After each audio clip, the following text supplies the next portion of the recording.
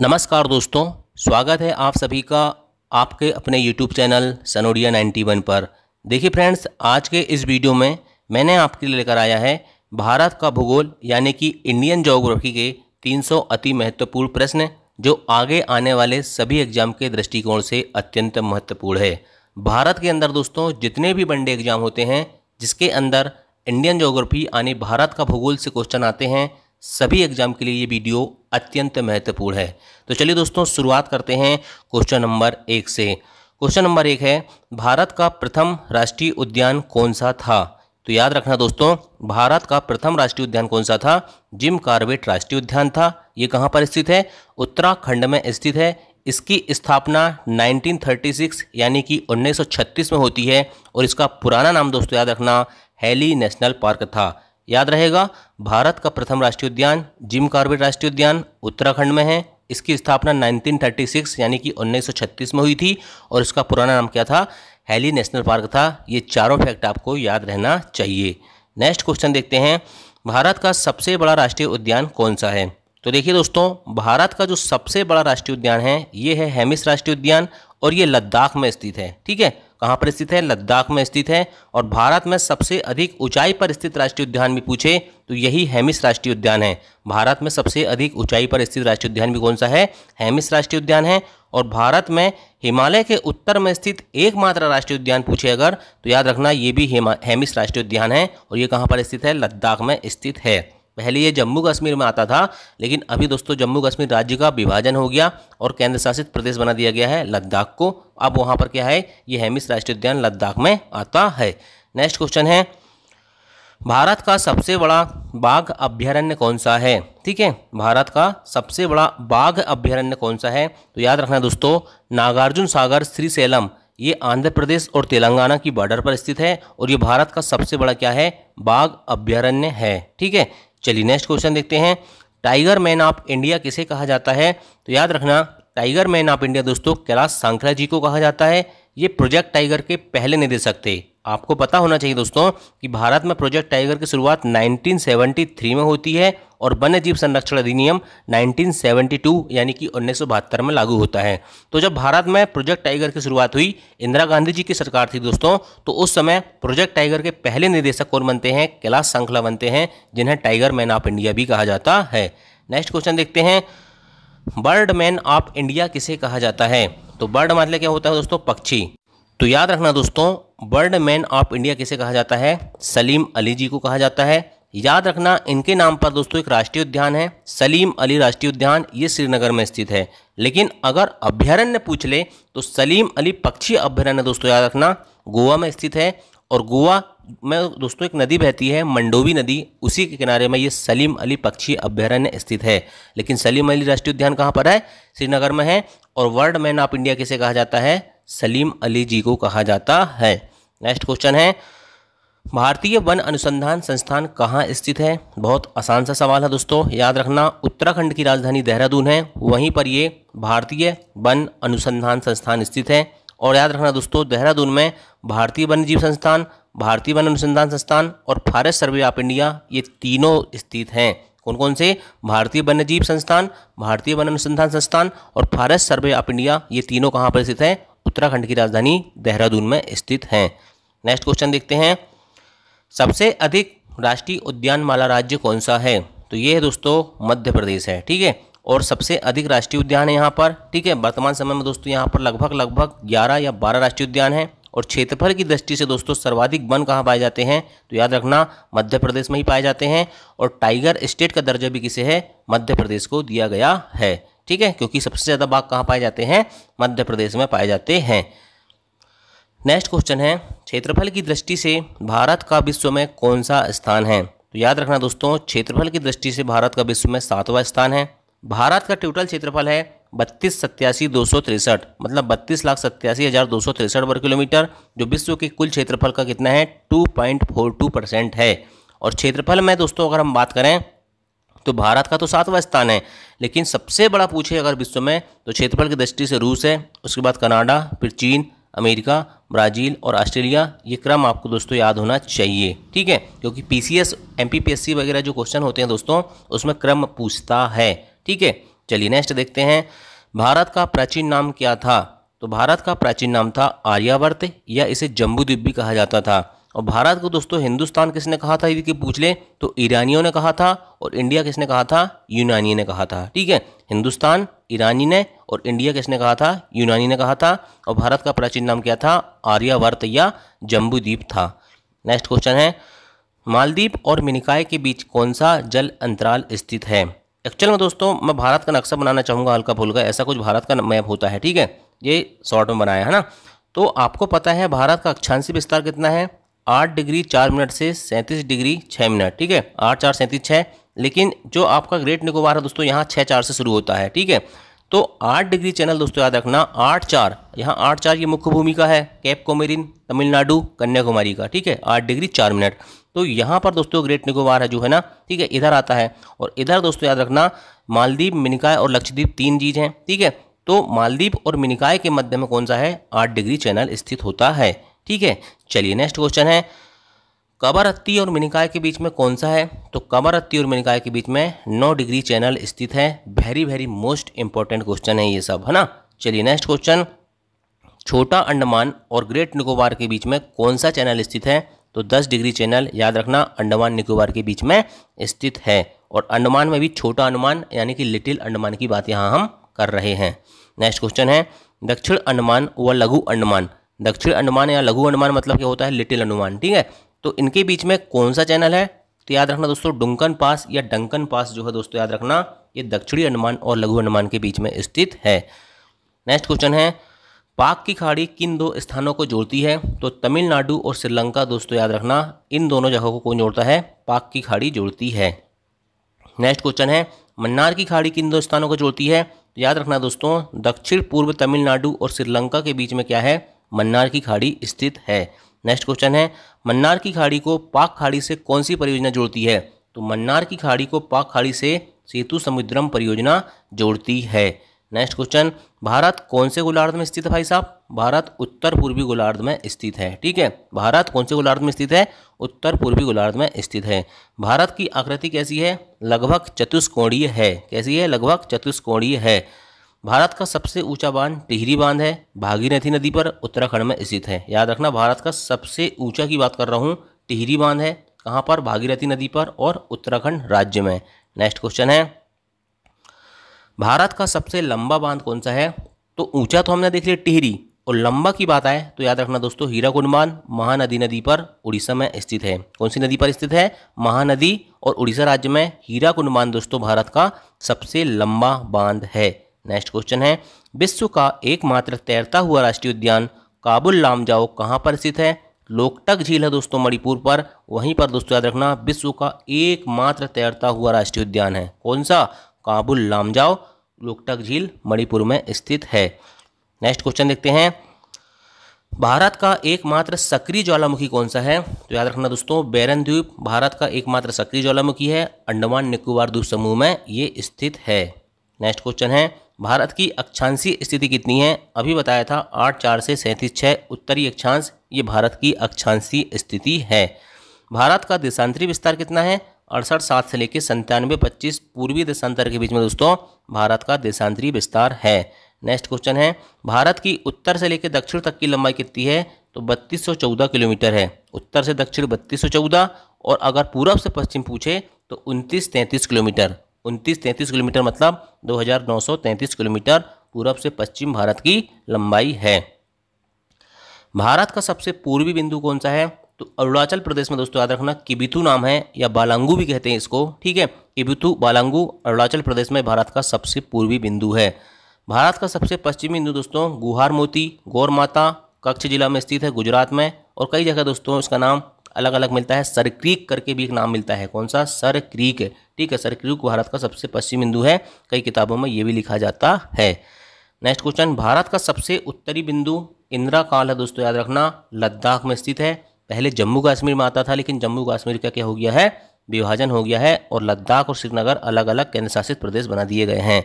Next question है, भारत की मुख्य भूमि का दक्षिणतम बिंदु। मुख्य भूमि मतलब दोस्तों जो समुद्र से नहीं लगी है। ठीक है, जहां से समुद्र शुरू हो जाता है वो मुख्य भूमि होता है। तो कन्याकुमारी दोस्तों भारत की मुख्य भूमि का दक्षिणतम बिंदु है, कैप कोमेरिन तमिलनाडु में स्थित है। नेक्स्ट क्वेश्चन, भारत का सबसे दक्षिणतम बिंदु कौन सा है? तो ये इंदिरा पॉइंट है। उत्तर वाला कौन सा था? इंदिरा काल। ये दक्षिण वाला है इंदिरा पॉइंट। पिग्मिलियन पॉइंट और पार्सन पॉइंट भी इसके नाम है और ये ग्रेट निकोबार के दक्षिण में स्थित है। नेक्स्ट क्वेश्चन, भारत के दक्षिणतम बिंदु की भूमध्य रेखा से दूरी कितनी है? तो 876 किलोमीटर। कितना? 876 किलोमीटर भारत के दक्षिणतम बिंदु की भूमध्य रेखा से दूरी है। नेक्स्ट क्वेश्चन देखते हैं, भारत की स्थल सीमा की कुल लंबाई कितनी है? स्थल सीमा की कुल लंबाई है 15,200 किलोमीटर। भारत की मुख्य भूमि की तटीय लंबाई की लंबाई कितनी है? तो याद रखना मुख्य भूमि की बात कर रहे हैं, 6100 किलोमीटर है। नेक्स्ट क्वेश्चन है, भारत की द्वीपों सहित तटीय लंबाई कितनी है? तो 7,516। द्वीपों सहित मतलब अंडमान निकोबार, ग्रेट निकोबार और आपका लक्षद्वीप, इनकी सबकी बाउंड्री को मिलाएंगे तो 7,516.6 किलोमीटर द्वीपों सहित तटीय लंबाई है। कैसी है? तटीय लंबाई है। ठीक है। नेक्स्ट क्वेश्चन, भारतीय मानक समय रेखा कौन सी है? 82.5 अंश पूर्वी देशांतर रेखा को भारतीय मानक समय रेखा कहा जाता है। इलाहाबाद के नैनी से गुजरती है। इलाहाबाद का नया नाम क्या हो गया है? प्रयागराज हो गया है। नेक्स्ट क्वेश्चन है, भारत का मानक समय ग्रीनविच मानक समय से कितना आगे है? भारत का मानक समय ग्रीनविच मानक समय से कितना आगे है? तो 5.5 घंटा आगे है, 5 घंटा 30 मिनट आगे है। 82.5 अंश पूर्वी देशांतर रेखा भारत के कितने राज्यों से होकर गुजरती है?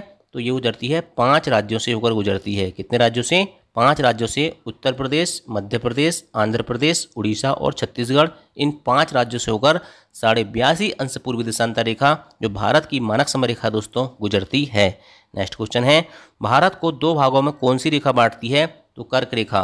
23.5 डिग्री उत्तरी अक्षांश रेखा को कर्क रेखा कहते हैं और 23.5 डिग्री दक्षिणी अक्षांश रेखा को मकर रेखा कहते हैं। और ये कर्क रेखा जो 23.5 डिग्री उत्तरी अक्षांश है, ये भारत को 2 भागों में बांटती है। नेक्स्ट क्वेश्चन है, कर्क रेखा भारत के कितने राज्यों से होकर गुजरती है? तो 8 राज्यों से होकर कर्क रेखा भारत की गुजरती है। गुजरात, राजस्थान, मध्य प्रदेश, छत्तीसगढ़, झारखंड, पश्चिम बंगाल, त्रिपुरा, मिजोरम। इसकी एक शॉर्ट ट्रिक होती है मित्र पर गमछा झार। ठीक है, उससे दोस्तों सारे राज्यों के नाम भी याद हो जाते हैं। ठीक है, चलिए नेक्स्ट क्वेश्चन देखते हैं, क्षेत्रफल की दृष्टि से भारत का सबसे बड़ा राज्य कौन सा है? राजस्थान है। कौन सा है? क्षेत्रफल की दृष्टि से राजस्थान है। क्षेत्रफल की दृष्टि से भारत का सबसे छोटा राज्य क्या है? गोवा। और गोवा की राजधानी कौन सी है? पणजी है। क्षेत्रफल की दृष्टि से भारत का सबसे बड़ा केंद्र शासित प्रदेश जम्मू कश्मीर है। वहीं क्षेत्रफल की दृष्टि से सबसे छोटा केंद्र शासित प्रदेश लक्षद्वीप है। क्लियर?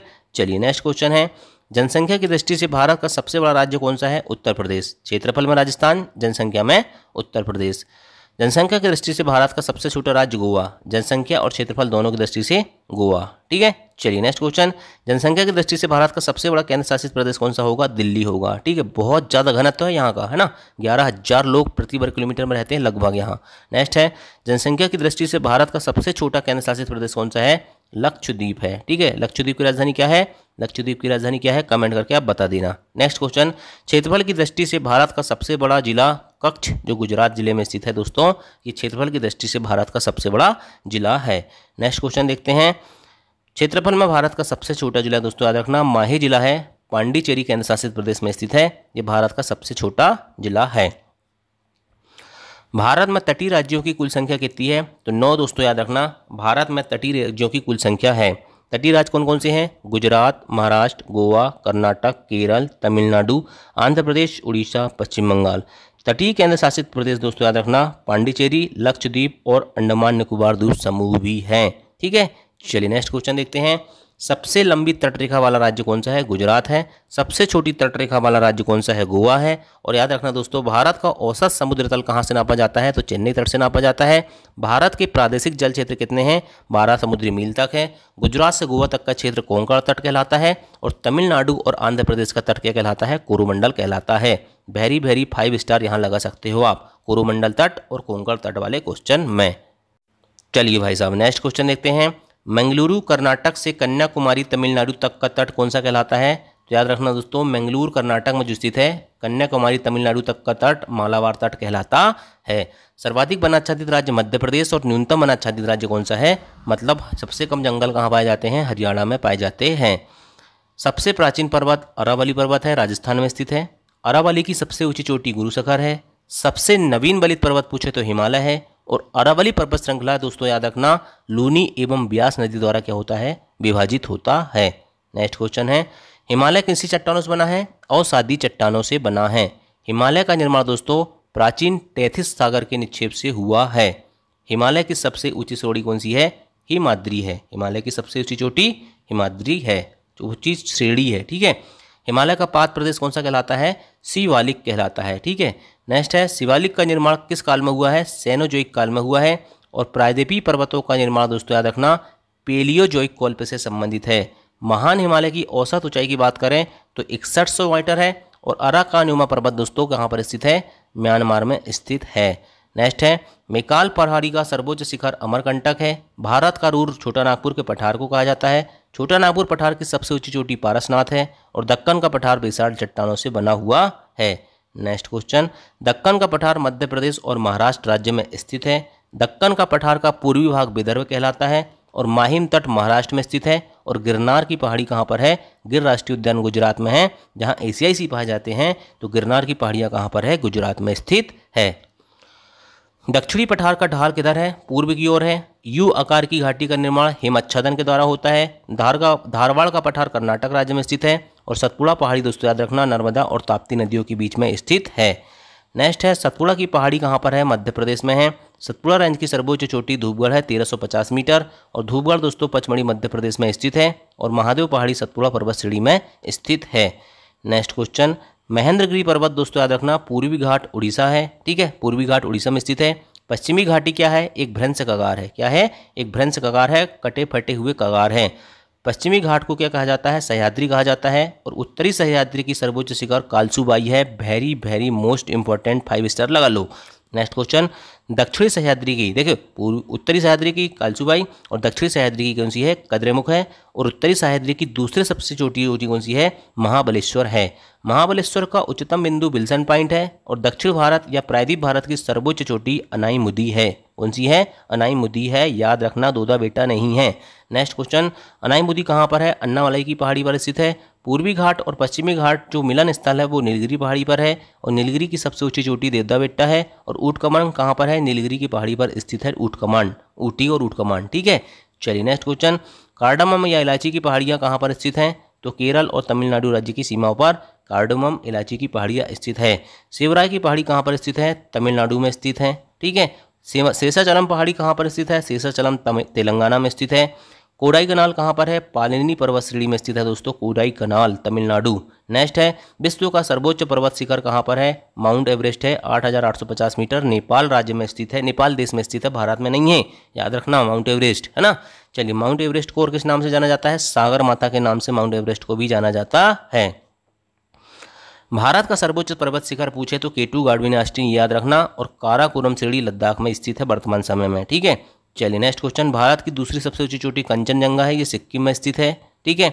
चलिए नेक्स्ट क्वेश्चन, नंदा देवी चोटी कहाँ पर है? उत्तराखंड में, और ये कुमायूं हिमालय का भाग है। कौन? नंदा देवी उत्तराखंड। ठीक है।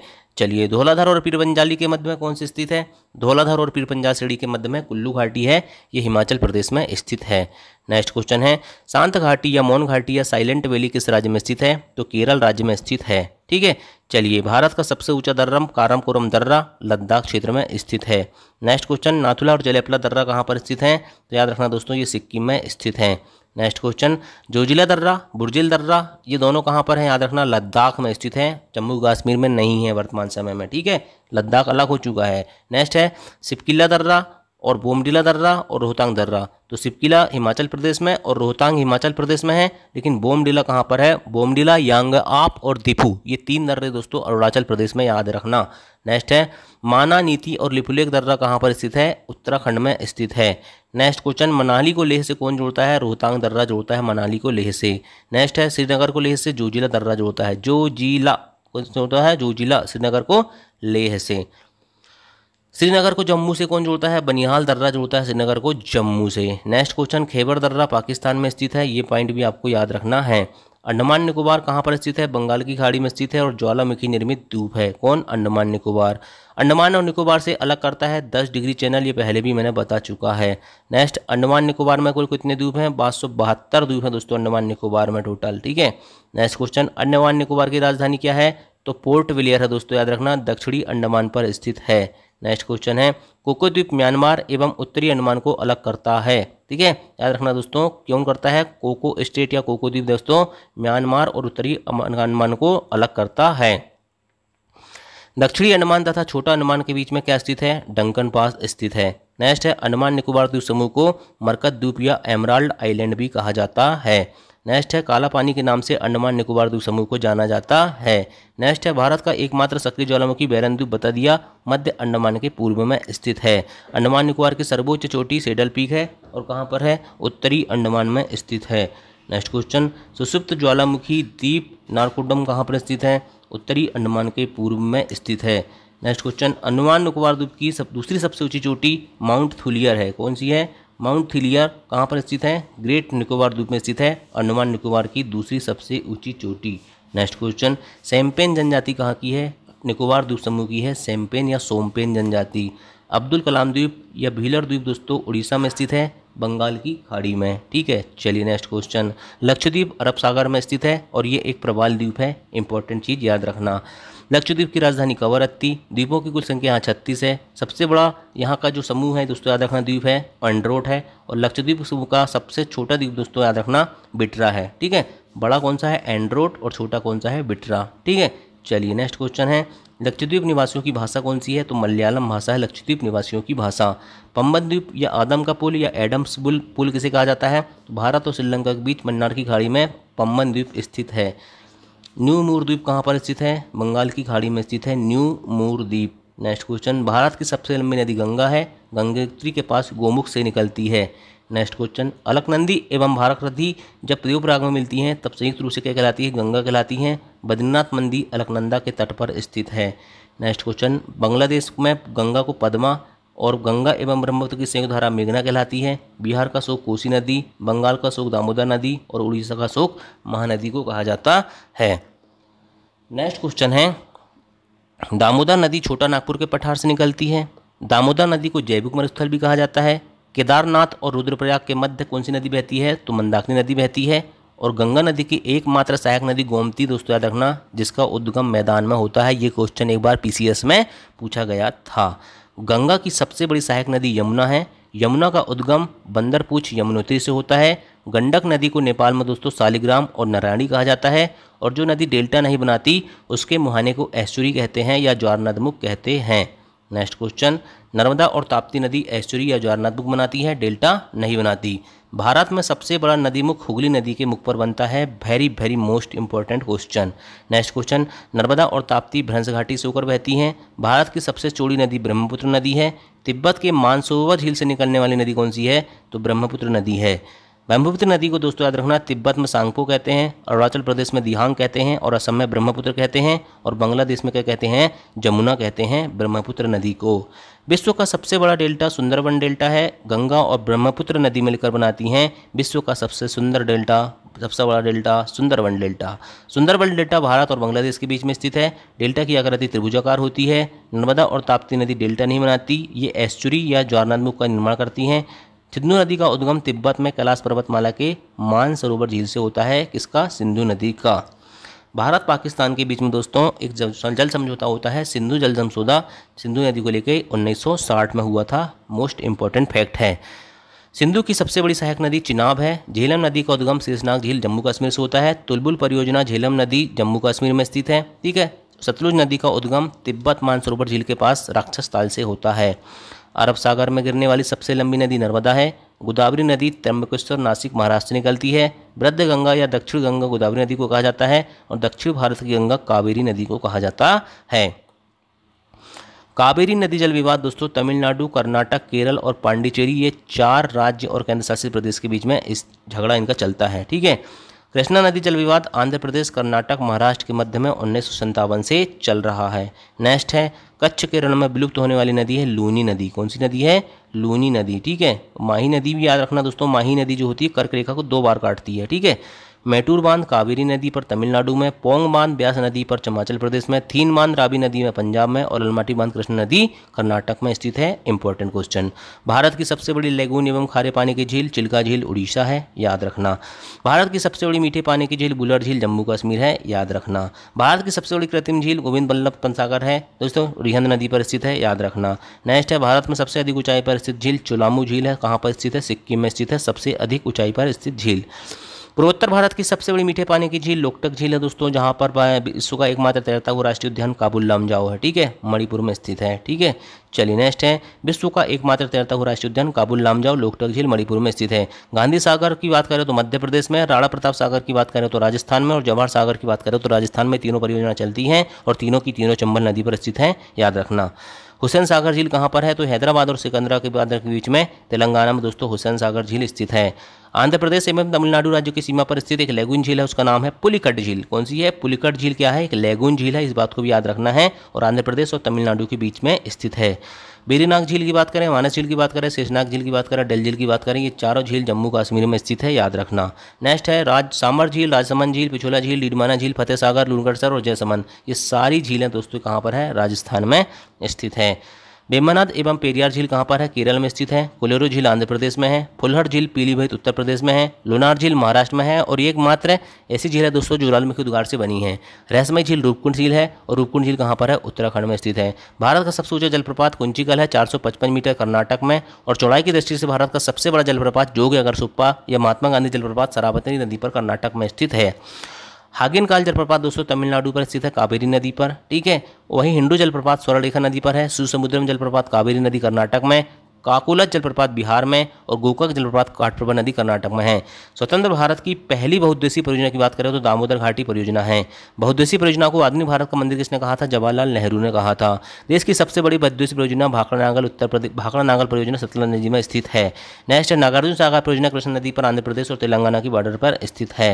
नेक्स्ट क्वेश्चन, उरी एवं तुलुर परियोजना झेलम नदी पर जम्मू कश्मीर में स्थित है। सरदार सरोवर परियोजना दोस्तों याद रखना नर्मदा नदी पर है। 4 राज्यों की परियोजना है, मध्य प्रदेश, गुजरात, महाराष्ट्र और राजस्थान, इन चारों की संयुक्त परियोजना है। भारत में प्रथम न्यूक्लियर ऊर्जा स्टेशन 1969 में तारापुर महाराष्ट्र में खुलता है। Kalpakkam power plant Tamil Nadu. भारत में प्रचुर मात्रा में उपलब्ध नाभिकीय संयंत्र थोरियम है। रावतवाड़ा परमाणु संयंत्र राजस्थान, नरोरा उत्तर प्रदेश, काकरापारा गुजरात, केगा कर्नाटक और कुडनकुलम तमिलनाडु। ये वेरी मोस्ट इंपॉर्टेंट फैक्ट याद रखना, ठीक है।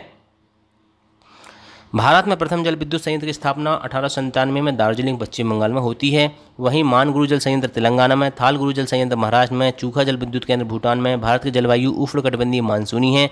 मानसून शब्द की उत्पत्ति अरबी भाषा से होती है और भारत में अधिकांश वर्षा दक्षिण पश्चिम मानसून से होती है। भारत के पश्चिमी समुद्री तट पर वर्षा होती है किससे? दक्षिण पश्चिम मानसून से। और जाड़े के दिनों में दोस्तों तमिलनाडु के तटों या कोरोमंडल तट पर जो वर्षा होती है वो होती है उत्तर पूर्व मानसून या लौटते हुए मानसून के कारण।